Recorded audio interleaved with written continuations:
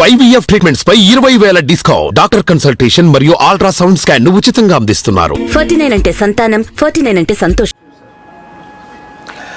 TDP senior నేతల్లో ఒకరికి BJP governor పదవిని ఇచ్చేటువంటి అవకాశం ఉంది అనేటువంటి వార్తలు సోషల్ మీడియాలో వినిపిస్తున్నాయి.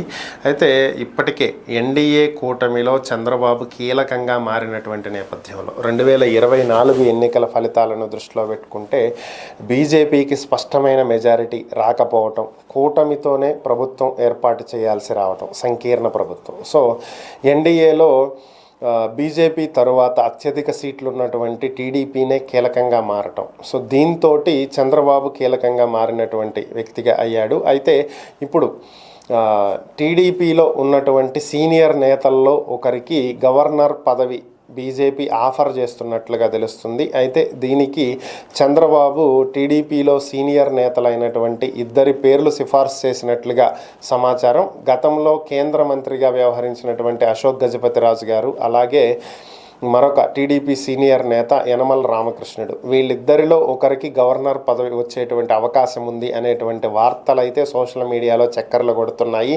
మరి ఇందులో ఎంతవరకు వాస్తవాలు ఉన్నాయి అనేది అయితే తెలియాల్సి ఉంది.